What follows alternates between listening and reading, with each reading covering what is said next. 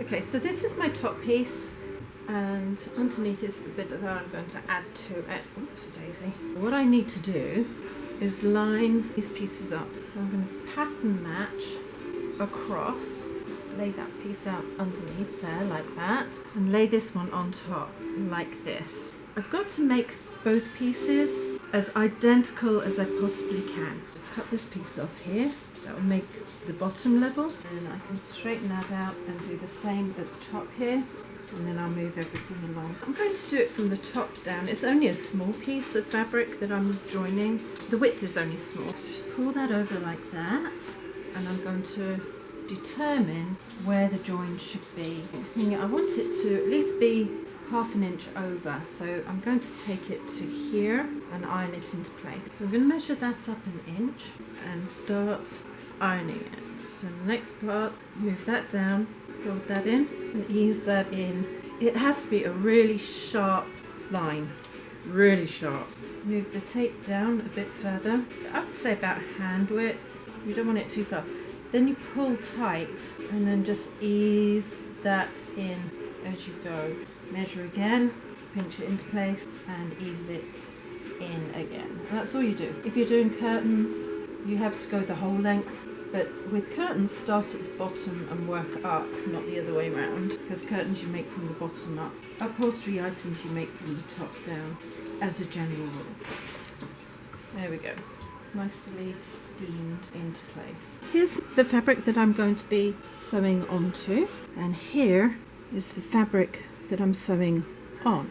And what I'm going to do is line up, hopefully you can see this. If I fold this over, it comes exactly on that pattern there, and then if I pull that in slightly, it comes over here. Now, because this has been taken from the middle of the pattern, it might be slightly different than if I'd taken it from somewhere else. So it might walk a little bit, but hopefully not too much. I'm going to pop that over like this and pop it down. Now, the center of my foot here is running along that crisp crease that I've just ironed in. Sometimes this takes a couple of goes. I've started it off, hold the fabric taut and at a slight angle where I want it to go into. Pinch it together and fold it over. Oops, a daisy. And I'm going to sew to my fingers along that crease. When I get close to my fingers, I'm going to move that again, shake out the bottom and move the fabric so it's on line again. Now this flower is a couple of threads under, so I'm going to pop that over like that, pinch it in place, smooth it out and sew.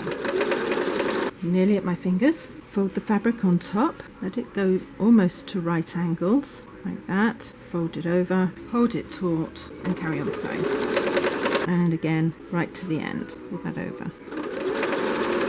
And I hope, I'm going to sew straight over, that that's in line. Best way to tell is by opening it like this, smoothing out the seam and checking. And that actually looks pretty close. I need to come in there, maybe come on down. I think that's a pretty good join. I can get really funny about these and mess with them. I've taken them out 3 or 4 times before, but I think that will do.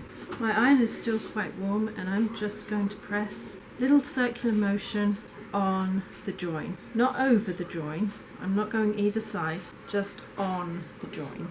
There we go. And now I'm going to look to see how it lines up. I think I'm going to iron it from this side as well. Make sure it's real crisp. There we go. I'm going to put the iron back on, but I'm cooling it down. Don't want it too hot.